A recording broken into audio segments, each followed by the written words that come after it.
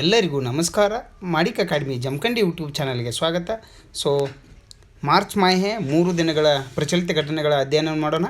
ಮೊದಲನೇದು 9 ವರ್ಷಗಳಲ್ಲೇ ಉತ್ತಮ ವಾಯು ಗುಣಮಟ್ಟ ಅಂತ ಹೇಳಿದರೆ, ಸೊ ವಾಯು ಗುಣಮಟ್ಟಕ್ಕೆ ಸಂಬಂಧಪಟ್ಟಂತೆ ನಾವು ಏನು ಅಧ್ಯಯನ ಮಾಡ್ತಿದ್ರೆ ಇಲ್ಲಿ PM 2.5, PM 10, ಆಮೇಲೆ ಸಲ್ಫರ್ ಡೈಆಕ್ಸೈಡು ಮತ್ತು nitrogen oxide, so lead, ammonia ಕಂಡು ಬರ್ತದೆ. ಆಮೇಲೆ ಇನ್ನೊಂದು ಕಾರ್ಬನ್ ಮೊನಾಕ್ಸೈಡ್ ಇದರಲ್ಲಿ ಸೇರ್ತಕ್ಕಂಥದ್ದು ಇದರಲ್ಲಿ. ಆದರೆ ಇದರ ಅಂಕಿಅಂಶಗಳ ಪ್ರಕಾರ ಏನಿದೆ, ಕೇಂದ್ರೀಯ ಮಾಲಿನ್ಯ ನಿಯಂತ್ರಣ ಮಂಡಳಿ ಏನಿದೆ, ಸೆಂಟ್ರಲ್ ಪೊಲ್ಯೂಷನ್ ಕಂಟ್ರೋಲ್ ಬೋರ್ಡ್ನವರು ಅಂಕಿಅಂಶಗಳನ್ನು ಬಿಡುಗಡೆ ಮಾಡಿದ್ದಾರೆ. ಸೊ ಸೂಚ್ಯಂಕ ಸುಮಾರು 200ರಷ್ಟು ದಾಖಲಾಗಿದೆ ಅಂತ ಹೇಳಿದ್ದಾರೆ. ಆಮೇಲೆ ದೆಹಲಿಯಲ್ಲಿ, ವಿಶೇಷವಾಗಿ ದೆಹಲಿಗೆ ಸಂಬಂಧಪಟ್ಟಂತೆ ಇದು ಸಲ್ಫರ್ ಡೈಆಕ್ಸೈಡು ನೇರವಾಗಿ ಯಾವುದಕ್ಕೆ ಕಾರಣ ಆಗುತ್ತಂದರೆ ಆ್ಯಸಿಡ್ ರೈನ್ಗೆ ಕಾರಣ ಆಗುತ್ತೆ.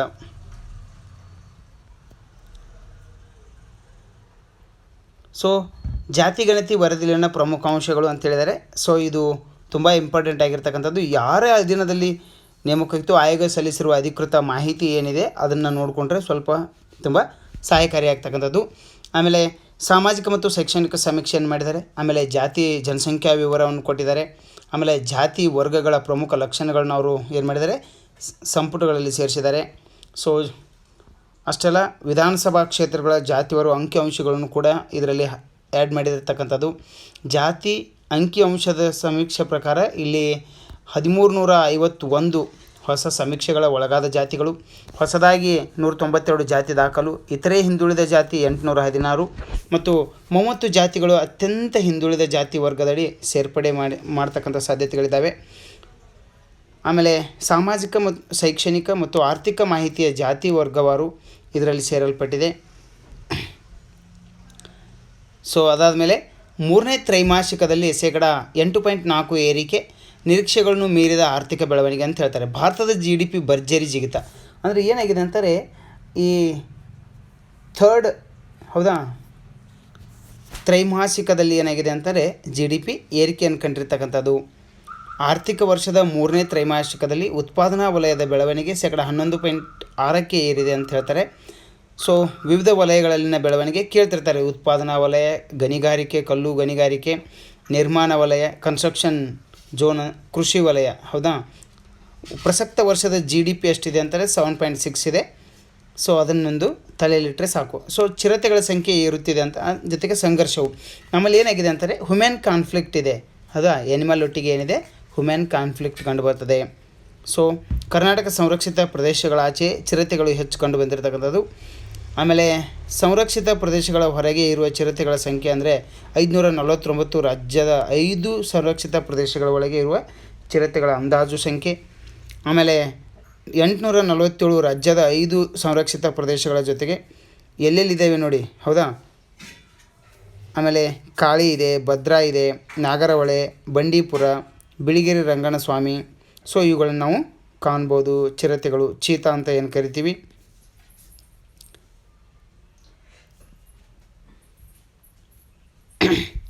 ನಮ್ಮ ಭಾರತದಲ್ಲಿ ಎಲ್ಲೆಲ್ಲ ಕಂಡುಬರ್ತವೆ ಅಂತಂದರೆ ಮಧ್ಯ ಭಾರತ ಮತ್ತು ಪೂರ್ವ ಘಟ್ಟಗಳಲ್ಲಿ ಕಂಡುಬರುತ್ತೆ. ಆಮೇಲೆ ಶಿವಾಲಿಕ್ ಪರ್ವತ ಮತ್ತು ಗಂಗಾ ನದಿ ಬಯಲು ಪ್ರದೇಶದಲ್ಲಿ ಕಂಡುಬರುತ್ತೆ. ಈಶಾನ್ಯ ಪರ್ವತ ಮತ್ತು ಬ್ರಹ್ಮಪುತ್ರ ನದಿ ಬಯಲಿನಲ್ಲಿ ಕಂಡುಬರುತ್ತೆ. ಸೊ ಅಸ್ಸಾಂನಲ್ಲಿ, ಪಶ್ಚಿಮ ಬಂಗಾಳದ ಉತ್ತರ ಭಾಗ, ಆಮೇಲೆ ಜಾರ್ಖಂಡು, ಒಡಿಶಾ, ಛತ್ತೀಸ್ಗಢ, ಪಶ್ಚಿಮ ಘಟ್ಟಗಳಲ್ಲಿ ಕೂಡ ಕಂಡುಬರ್ತದೆ. ಆಮೇಲೆ ಗೋವಾದಲ್ಲಿ, ಕರ್ನಾಟಕ, ಕೇರಳ, ತಮಿಳುನಾಡು, ಆಂಧ್ರ ಪ್ರದೇಶ, ತೆಲಂಗಾಣ, ಛತ್ತೀಸ್ಗಢಗಳಲ್ಲಿ ನಾವೇನು ಮಾಡ್ಬೋದು, ಚಿರತೆಗಳನ್ನು ಕಾಣ್ಬೋದು. ಸೊ ಚಿರತೆಗಳ ಆವಾಸ ಸ್ಥಳಗಳು ಮರುಸ್ಥಾಪಿಸಬೇಕು ಮತ್ತು ಸಂರಕ್ಷಿಸಬೇಕನ್ನೋ ಉದ್ದೇಶ ಇದ್ದರೆ ಅವುಗಳನ್ನೇ ರಕ್ಷಣೆ ವ್ಯವಸ್ಥೆ ಮಾಡಬೇಕು ಹೊರವಲಯಗಳಲ್ಲಿ ಕೂಡ. ಆಮೇಲೆ ಮಾನವ ಚಿರತೆ ಸಂಘರ್ಷವನ್ನು ಕಡಿಮೆ ಮಾಡಬೇಕು. ಇದು ಮಾನವ ಚಿರತೆ ಸಂಘರ್ಷ ಅಷ್ಟೇ ಅಲ್ಲ, ಇಲ್ಲಿ ಆನೆ ಸಂಘರ್ಷ ಕೂಡ ಇದೆ, ಹುಲಿಗಳ ಸಂಘರ್ಷ ಇದೆ. ಪ್ರತಿಯೊಂದು ಕಾಡು ಪ್ರಾಣಿಗಳ ಸಂಘರ್ಷ ಮಾನವನೊಟ್ಟಿಗೆ ಇದ್ದೇ ಇದೆ. ಯಾಕಂದರೆ ಆವಾಸ ಸ್ಥಾನಗಳಿಗೆ ನಾವೇನು ಮಾಡಿದ್ವಿ, ಅವುಗಳಿಗೆ ಕೈ ಹಾಕಿದ್ದೀವಿ. ಸೊ ವಿಶ್ವದ ಮೊದಲ ವೇದಿಕ್ ಗಡಿಯಾರ. ಜಗತ್ತಿನಲ್ಲಿ ಹಲವು ಬಗೆಯ ಗಡಿಯಾರಗಳಿವೆ, ಆದರೆ ಮಧ್ಯಪ್ರದೇಶದ ಉಜ್ಜಯಿನಿಯಲ್ಲಿ ಜಗತ್ತಿನಲ್ಲೇ ಮೊದಲ ವೇದಿಕ್ ಗಡಿಯಾರವನ್ನು ಶುಕ್ರವಾರ ಏನು ಮಾಡಿದ್ದಾರೆ, ಪ್ರಧಾನಿಯವರು ಅನಾವರಣಗೊಳಿಸಿದ್ದಾರೆ. ಸೊ ಇದರಿಂದ ಏನಾಗುತ್ತೆ, ವೈದಿಕ ಹಿಂದೂ ಪಂಚಾಂಗ, ಗ್ರಹಗಳ ಸ್ಥಾನಗಳು, ಮುಹೂರ್ತ, ಜ್ಯೋತಿಷ್ಯ ಲೆಕ್ಕಾಚಾರಗಳು, ಸೂರ್ಯಗ್ರಹಣ, ಚಂದ್ರಗ್ರಹಣದ ಆಧಾರದ ಮೇಲೆ ಸಮಯ ಲೆಕ್ಕಾಚಾರ ಮಾಡುವುದು ಈ ಗಡಿಯಾರದ ವೈಶಿಷ್ಟ್ಯವಾಗಿದೆ ಅಂತ ಹೇಳ್ಬೋದು. ಸೊ ಭಾರತೀಯ ಪಂಚಾಂಗವೇ ಇದಕ್ಕೆ ಆಧಾರ. ಮಧ್ಯಪ್ರದೇಶದ ಉಜ್ಜಯಿನಿಯಲ್ಲಿನ ಜಂತರ್ ಮಂತರ್ನಲ್ಲಿ ಸ್ಥಾಪಿಸಲ್ಪಟ್ಟಿರುವ ಭಾರತೀಯ ಪಂಚಾಂಗ ವ್ಯವಸ್ಥೆಯನ್ನು ಅಂದರೆ ಸಮಯದ ಲೆಕ್ಕಾಚಾರದ ವ್ಯವಸ್ಥೆ ಆಧರಿಸಿ ಸಮಯ ಲೆಕ್ಕಾಚಾರ ಮಾಡುವ ವಿಕ್ರಮಾದಿತ್ಯ ವೇದಿಕ್ ಗಡಿಯಾರವನ್ನು ಶುಕ್ರವಾರ, ಅಂದರೆ ಈ ಗಡಿಯಾರದ ಹೆಸರು ಏನಂತಂದರೆ ವಿಕ್ರಮಾದಿತ್ಯ. ಗಡಿಯಾರ ಎಲ್ಲಿದೆ ಅಂತಾರೆ ಉಜ್ಜಯಿನಿಯಲ್ಲಿದೆ. ಸೊ ಉಜ್ಜಯಿನಿಯಲ್ಲಿ ಇನ್ನೊಂದು ವಿಶೇಷವಾಗಿರ್ತಕ್ಕಂಥದ್ದು ಏನಂದರೆ ಸೌರಮಾನ ಅಂದರೆ ವೀಕ್ಷಣಾಲಯ ಇದೆ, ಸೂರ್ಯನನ್ನು ವೀಕ್ಷಿಸುವ ಕೇಂದ್ರ ಅಲ್ಲಿ ನಾವು ಕಾಣ್ಬೋದು. ಇನ್ನೊಂದು ಎಲ್ಲಿದೆ ಅಂದರೆ ದೆಹಲಿಯಲ್ಲಿ. ಅದನ್ನು ಎರಡನ್ನು ಹೊರತುಪಡಿಸಿದರೆ ಇನ್ನೊಂದು ತಮಿಳುನಾಡಿನಲ್ಲಿ ಕಂಡುಬರ್ತದೆ. ಉಜ್ಜಯಿನಿಯಲ್ಲಿಂದು ಸೊ ವಿಶೇಷವಾಗಿ ಅದನ್ನು ಹೇಗೆ ಕೆಲಸ ಮಾಡ್ತಂದ್ರೆ ಗಡಿಯಾರವು ವೈದಿಕ ಹಿಂದೂ ಪಂಚಾಂಗ ಗ್ರಹಗಳ ಸ್ಥಾನಗಳು ಮುಹೂರ್ತ ಜ್ಯೋತಿಷ್ಯ ಲೆಕ್ಕಾಚಾರದ ಮ್ಯಾಗ ಸೂರ್ಯಗ್ರಹಣ ಚಂದ್ರಗ್ರಹಣ ಇತರ ವಿಷಯಗಳ ಆಧಾರದ ಮೇಲೆ ಸಮಯವನ್ನು ಇದು ಲೆಕ್ಕಾಚಾರ ಮಾಡುತ್ತೆ.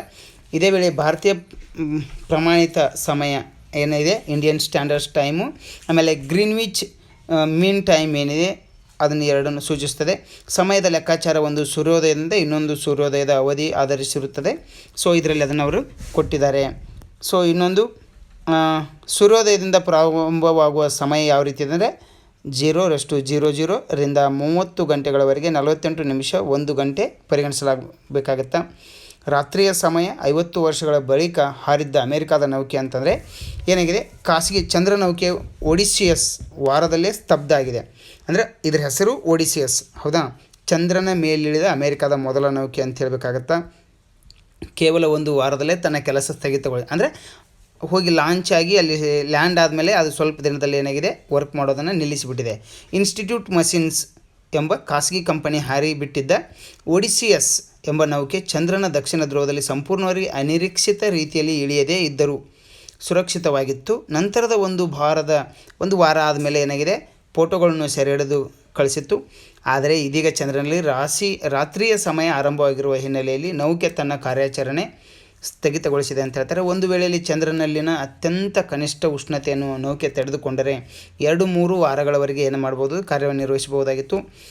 ಆಮೇಲೆ 1972ರಲ್ಲಿ ಅಮೆರಿಕದ ನಾಸಾದ ಅಪೋಲೋ ಚಂದ್ರನ ಮೇಲೆ ಇಳಿದ ಬಳಿಕ ಅಲ್ಲಿಗೆ ಯಾವುದೇ ನೌಕೆಗಳು ಹೋಗಿರಲಿಲ್ಲ. ಇದೀಗ ಖಾಸಗಿ ಸಂಸ್ಥೆ ನಾಸಾದ ಪರವಾಗಿ ತನ್ನ ನೌಕೆ ಹಾರಿಬಿಟ್ಟು 6 ಪ್ರಯೋಗಗಳನ್ನು ನಡೆಸ್ತಾ ಇದೆ. ಆಮೇಲೆ ಸಂಸತ್ ಭದ್ರತಾ ಮುಖ್ಯಸ್ಥರಾಗಿ ಅಗರ್ವಾಲ್ ಅವರನ್ನು ನೇಮಕ ಮಾಡಿದರೆ. ಇವರು IPS ಅಧಿಕಾರಿ ಅನುರಾಗ್ ಅಗರ್ವಾಲ್ ಅಂತ ಏನು ಕರಿತೀವಿ, ಇವರನ್ನು ಸಂಸತ್ನ ಭದ್ರತಾ ಮುಖ್ಯಸ್ಥರನ್ನಾಗಿ ನೇಮಕ ಮಾಡಿದ್ದಾರೆ. ಸೊ ಅದಾದಮೇಲೆ ಚಿರತೆ ಸಂಖ್ಯೆಗಳ ಬಗ್ಗೆ ಹಾಗೆ ನಾನು ಮಾತಾಡಿದೆ. 1985 ಮತ್ತು ಮಹಾರಾಷ್ಟ್ರ, ಆಮೇಲೆ 1879 ಕರ್ನಾಟಕ.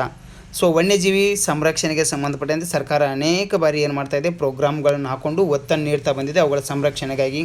ಆಮೇಲೆ ಮಾನವ ಮತ್ತು ಪ್ರಾಣಿ ಸಂಘರ್ಷಗಳನ್ನು ತಪ್ಪಿಸಬೇಕಂತೇಳಿ, ಯಾಕಂದರೆ ಚಿರತೆ ಸಂಘರ್ಷ ಇದೆ, ಆನೆ ಸಂಘರ್ಷ, ಹುಲಿ ಸಂಘರ್ಷ, ಪ್ರತಿಯೊಂದು ಸಂಘರ್ಷಗಳು ಮಾನವನೊಟ್ಟಿಗೆ ಇದ್ದಾವೆ. ಯಾಕಂದರೆ ನಾವು ಆವಾಸ ಸ್ಥಾನಗಳನ್ನು ನಾಶ ಮಾಡಿದ್ದೀವಿ. ಸೊ ನಮ್ಮಲ್ಲಿ ಎಲ್ಲೆಲ್ಲೆಲ್ಲ ಕಂಡು ಬರ್ತೈತಿ ಅಂತಾರೆ, ಪಣ್ಣ ಮತ್ತು ಸಾತ್ಪುರಗಳಲ್ಲಿ ಕಂಡುಬರುತ್ತೆ. ನಾಗಾರ್ಜುನಂ, ಶ್ರೀಶೈಲಂ, ಆಂಧ್ರ ಪ್ರದೇಶದಲ್ಲಿ ಅತಿ ಹೆಚ್ಚಿನ ಸಂಖ್ಯೆಯಲ್ಲಿ ಚಿರತೆಗಳು ವಾಸಿಸುತ್ತಿರುವ ಪ್ರದೇಶಗಳಾಗಿವೆ. ಸೊ ಶಿವಾಲಿಕ್ ಬೆಟ್ಟದಲ್ಲಿ ಸ್ವಲ್ಪ ಪ್ರಮಾಣದಲ್ಲಿ ಏನಾಗಿದೆ ಇಳಿಕೆಯಾಗಿರ್ತಕ್ಕಂಥದ್ದು. ಆಮೇಲೆ ತಮಿಳುನಾಡು, ಛತ್ತೀಸ್ಗಢ, ರಾಜಸ್ಥಾನಗಳಲ್ಲಿ ಕೂಡ ನಾವು ಇವುಗಳನ್ನು ಕಾಣಬಹುದು. ಸೊ ದೇಶದಲ್ಲಿ ಪ್ರಥಮ ಬಾರಿಗೆ ರಾಜ್ಯದಲ್ಲಿ ಜಾರಿ ಪಂಚಮಿತ್ರ ವಾಟ್ಸಪ್ ಚಾಟ್ಗೆ ಚಾಲನೆ ಅಂತ ಹೇಳಿದ್ದಾರೆ. ಪಂಚಮಿತ್ರ ವಾಟ್ಸಪ್ ಚಾಟ್ ಅಂದರೆ ಏನು? ವಾಟ್ಸಪ್ ಮೂಲಕವೇ ನಾನಾ ಸೇವೆಯನ್ನು ನಾವು ಒದಗಿಸ್ಬೋದು. ಸೊ ಅಂಥ ಒಂದು ಪೋರ್ಟಲನ್ನು ಎಲ್ಲ ಮಾಹಿತಿ ಲಭ್ಯ ಅಂತಾರೆ. ಚುನಾಯಿತ ಪ್ರತಿನಿಧಿಗಳ ವಿವರ, ಸಿಬ್ಬಂದಿ ವಿವರ, ಪೂರ್ಣಗೊಂಡ ಗ್ರಾಮ ಪಂಚಾಯತಿ ಸಭೆಗಳ ನಡಾವಳಿಗಳು, ಗ್ರಾಮ ಪಂಚಾಯಿತಿಯ ಮುಂಬರುವ ಸಭೆಗಳ ಮಾಹಿತಿ, ಆದಾಯ ಸಂಗ್ರಹ ಮಾಹಿತಿ, ಸೇವೆಗಳ ವಿವರ, ಸ್ವಸಹಾಯ ಗುಂಪಿನ ಮಾಹಿತಿ, ಗ್ರಾಮ ಪಂಚಾಯತಿಗಳ ಕಾರ್ಯಕ್ರಮಗಳು, ಉಪಕ್ರಮಗಳ ಬಗ್ಗೆ ನಾವು ತಿಳ್ಕೊಳ್ಬೋದು. 4 class 1A sub class A ಮತ್ತು 4 ಕ್ಲಾಸ್ 1 ಸಬ್ ಕ್ಲಾಸ್ B RTI ದಾಖಲೆಗಳು ಕೂಡ ಇದರಲ್ಲಿ ಮಾಹಿತಿ ಸಿಗುತ್ತೆ. ಪೋರ್ಟಲ್ ವಾಟ್ಸಪ್ನಲ್ಲಿ ಲಭ್ಯವಿರುವ ಒಂದು ಸೇವೆ ಅದೊಂದು, ಹೌದಾ. 39 ರೀತಿಯ ಕುಂದುಕೊರತೆಗಳನ್ನು ಒದಗಿಸಿಕೊಡ್ತಕ್ಕಂಥದ್ದು.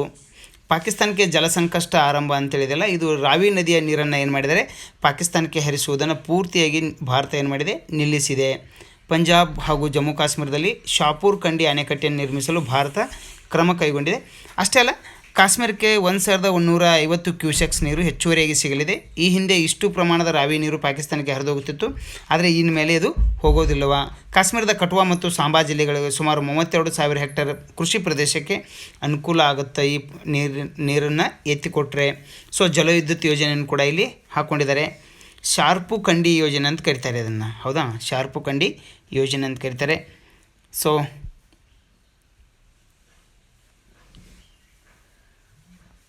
ಏನಾಗುತ್ತಂದರೆ ಇಲ್ಲಿ ಸಿಂಧೂ ನದಿ ಒಪ್ಪಂದ ನಡೆದು ಹೋಗುತ್ತೆ, ಸಿಂಧೂ ನದಿ ಒಪ್ಪಂದ ನಡಿತೈತಿ. ಸೊ ಆ ಒಪ್ಪಂದಕ್ಕೆ ಮಧ್ಯಸ್ಥಿಕೆ ವಹಿಸಿದವರು ವರ್ಲ್ಡ್ ಬ್ಯಾಂಕಿನವರು. ಅದಕ್ಕೆ ಸಿಂಧೂ ನದಿ ಜೇಲಂ ಮತ್ತು ಚಿನಾಬ್ಗಳನ್ನ ಅವ್ರಿಗೆ ಬಿಟ್ಕೊಟ್ರೆ ರಾವಿ ಬಿಯಾಸ್ ಸಟ್ಲೇಜ್ಗಳನ್ನು ಭಾರತಕ್ಕೆ ಏನು ಮಾಡ್ತಾರೆ, ಸಂಪೂರ್ಣವಾಗಿ ಬಳಸುವ ಅಧಿಕಾರವನ್ನು ಬಿಟ್ಕೊಡ್ತಾರೆ. ಸೊ ಪ್ರಧಾನಮಂತ್ರಿ ಸೂರ್ಯಘರ್ ಲಾಭ ಪಡೆಯುವುದು ಹೇಗೆ ಅಂತಾರೆ, ಸೂರ್ಯಘರ್ ಅನ್ನೋದು ಇದೊಂದು ಸೋಲಾರ್ ಪ್ಯಾನಲ್ಗಳನ್ನು ನಾವೇನು ಮಾಡಬೇಕಾಗತ್ತಾ, ಇಂಪ್ಲಾಂಟ್ ಅಂದರೆ ಹಾಕಬೇಕಾಗತ್ತಾ, ಹೌದಾ. ಏನಿದ್ರ ಗುರಿ ಅಂತಂದರೆ 1 ಕೋಟಿ ಮನೆಗಳಲ್ಲಿ ಸೌರ ವಿದ್ಯುತ್ ಘಟಕ ಸ್ಥಾಪಿಸುವುದು. ಇದಕ್ಕೆ ಕೇಂದ್ರ ಸರ್ಕಾರ ನಿಗದಿಗೊಳಿಸಿರುವ ಒಟ್ಟು ಯೋಜನಾ ವೆಚ್ಚ ಅಂದರೆ 75,021 ಕೋಟಿ ಯೋಜನೆಗೆ ಚಾಲನೆ ನೀಡಲಾಗಿದೆ. ಸಹಾಯಧನ ಅಂತಂದರೆ 300 ಯೂನಿಟ್ ವಿದ್ಯುತ್ ಉಚಿತವಾಗಿ ಲಭ್ಯ. 1 ಕಿವ್ಯಾಟ್ ಸಿಸ್ಟಮ್ಗೆ 30,000 ರು ಸಹಾಯಧನ, 2 ಕಿವ್ಯಾಟ್ಗೆ 60,000 ಧನ, 3 ಕಿವ್ಯಾಟ್ಗೆ 78,000 ಧನ ಅಂದರೆ ಸಹಾಯಧನ ಕೊಡ್ತಾರೆ ಇವರು, ಹೌದಾ. ಕಡಿಮೆ ಬಡ್ಡಿ ದರದಲ್ಲಿ ಕೂಡ ವಸತಿ RTS ಸಿಸ್ಟಮ್ಗಳ ಸ್ಥಾಪನೆಗೆ ಪ್ರಸ್ತುತ ಸುಮಾರು 7% ಖಾತರಿ ರಹಿತ ಹಾಗೂ ಕಡಿಮೆ ಬಡ್ಡಿ ದರದಲ್ಲಿ ಸಾಲ ಪಡೆಯಬಹುದು. ಆಮೇಲೆ ಸಹಾಯಧನ ಪಡೆಯುವ ಹಂತಗಳಿದ್ದಾವೆ. ಸೊ ಪೋರ್ಟಲನ್ನು ನಾವು ಓಪನ್ ಮಾಡ್ಕೋಬೇಕಾಗುತ್ತೆ. ಅರ್ಹರು ಯಾರಂದರೆ ಅರ್ಜಿದಾರರು ಭಾರತೀಯ ಪ್ರಜೆಯಾಗಿರಬೇಕು, ಸೌರ ಫಲಕಗಳನ್ನು ಅಳವಡಿಸಲು ಸೂಕ್ತವಾದ ಛಾವಣಿ ಇರುವ ಮನೆ ಮಾಲೀಕರಾಗಿರಬೇಕು, ಮನೆಯಲ್ಲಿ ಅಧಿಕೃತ ವಿದ್ಯುತ್ ಸಂಪರ್ಕವನ್ನು ಹೊಂದಿರಬೇಕು, ಸೌರ ಫಲಕಗಳಿಗೆ ಬೇರೆ ಯಾವುದೇ ಸಹಾಯಧನ ಪಡೆದಿರಬಾರದು.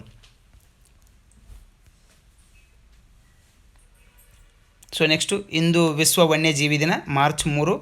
ಸೊ ವಿಶ್ವ ವನ್ಯಜೀವಿ ದಿನ ಯಾಕೆ ಆಚರಣೆ ಮಾಡ್ತೀವಿ ಅಂದರೆ ಥೈಲ್ಯಾಂಡ್ ಸರ್ಕಾರ ಇದನ್ನು ಮೊದಲ ಬಾರಿಗೆ ಏನು ಮಾಡಿತ್ತು, ಪ್ರಸ್ತಾಪ ಮಾಡಿತ್ತು. ಇದನ್ನು 2013ರಲ್ಲಿ ಏನು ಮಾಡುತ್ತೆ, ಜನರಲ್ ಅಸೆಂಬ್ಲಿ ಏನಿದೆಯಲ್ಲ ಇವೆನ್ವೋ ಜನರಲ್ ಅಸೆಂಬ್ಲಿ ಒಪ್ಕೊಳ್ತೈತಿ. ಅದನ್ನು ಆಚರಣೆ ಮಾಡಿದ್ದು 2014ರಲ್ಲಿ.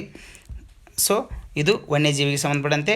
ಇಲ್ಲಿ ಒಂದು ಮೀನಿದೆ, ಅದು ಕೂಡ ಏನು ಮಾಡ್ತಾಯಿದೆ ಅಂತಂದರೆ ಇದನ್ನು ಟೈಲ್ ಫಿಶ್ ಅಂತ ಕರೀತಾರೆ. ಇದು ಊಸರ ಒಳ್ಳೆಯ ಹಾಗೆ ಏನು ಮಾಡ್ತಾಯಿದೆ, ಬದಲಾವಣೆಯನ್ನು ಮಾಡ್ತಾಯಿದೆ, ಕಲರ್ಗಳನ್ನು ಏನು ಮಾಡ್ತಾಯಿದೆ, ಆಟೋಮೆಟಿಕ್ಕಾಗಿ ಬದಲಾಯಿಸ್ತಾ ಇದೆ.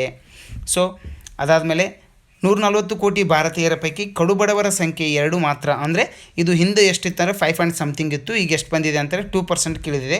ಸೊ ಅಮೆರಿಕದ ಆರ್ಥಿಕ ಚಿಂತಕರಿಂದ ಬ್ರೂಕಿಂಗ್ಸ್ನವರು ಏನು ಮಾಡಿದ್ದಾರೆ, ಲೇಖನವನ್ನು ಬರೆದಿದ್ದಾರೆ ಇದರಲ್ಲಿ.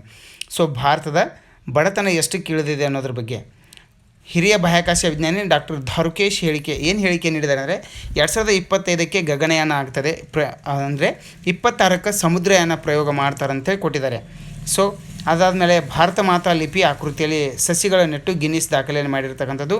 ಮಹಾರಾಷ್ಟ್ರ ರಾಜ್ಯದ ರಕ್ಷಿತಾರಣ್ಯದಲ್ಲಿ 65,724 ಸಸಿ ನೆಟ್ಟು ರೆಕಾರ್ಡನ್ನು ಮಾಡಲಾಗಿದೆ. ಅದಾದಮೇಲೆ ಇಲ್ಲೊಂದು ಮಿನಿಕಾಯ್ ನೆಲೆಯಲ್ಲಿ INS ಜಟಾಯು ಅಂತ ಬರುತ್ತೆ. ಅಂದರೆ ಮಿನಿಕಾಯ್ ಮತ್ತು ಮಾಲ್ಡೀವ್ಸ್ಗಳನ್ನು ಸಪ್ರೇಟ್ ಮಾಡ್ತಕ್ಕಂಥ ಒಂದು ಯಾವುದು ಚಾನಲ್ ಅಂದರೆ ಡಿಗ್ರಿ ಚಾನಲ್ ಯಾವುದು ಅಂತಂದರೆ ಅದು 8-9 ಬಂದು ಏನು ಮಾಡುತ್ತೆ ಅಂತಂದರೆ, ಸೊ ಯಾವುದು ನಮ್ಮದು ಮಾಲ್ಡೀವ್ಸ್ ಮತ್ತು ಮಿನಿಕಾಯನ್ನು ಸಪ್ರೇಟ್ ಮಾಡ್ತಾ, 10 ಬಂದು ಅಂಡಮಾನ್ ಮತ್ತು ನಿಕೋಬಾರನ್ನು ಸಪ್ರೇಟ್ ಮಾಡುತ್ತಾ. INS ವಿಕ್ರಮಾದಿತ್ಯ ವಿಕ್ರಾಂತ್ಗಳು ಏನು ಮಾಡ್ತಾಯಿದ್ದಾವೆ, ಇಲ್ಲಿ ಕಾರ್ಯಾಚರಣೆಯನ್ನು ಮಾಡ್ತಾ ಇದ್ದಾವೆ. ಅಂದರೆ ಮಾದಕ ವಸ್ತು ಕಡಲುಗಳ್ಳತನ ನಿಗ್ರಹಕ್ಕಾಗಿ ಸಹಕಾರವನ್ನು ಮಾಡೋದು ಇವುಗಳ ಕೆಲಸ. ಸೊ ಹಿಂದೂ ಮಹಾಸಾಗರದಲ್ಲಿ ಅಂದರೆ ಮಿನಿಕಾಯ್ ನೆಲೆಯಲ್ಲಿ ಏನು ಮಾಡ್ತಾಯಿದೆ, INS ಜಟಾಯು ಕಾರ್ಯವನ್ನು ನಿರ್ವಹಿಸ್ತಾ ಇದೆ.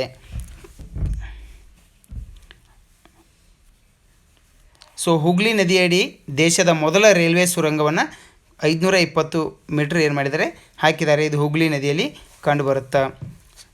ಅದಾದಮೇಲೆ ಗೂಗಲ್ ವಿರುದ್ಧ ಭಾರತೀಯ ಕಂಪನಿಗಳ ಆಕ್ರೋಶ ಏನಾಗಿತ್ತು ಅಂತಂದರೆ ಇದು ಪ್ಲೇಸ್ಟೋರಿಂದ ಕೆಲವು ತೆಗೆದುಹಾಕಿತ್ತು.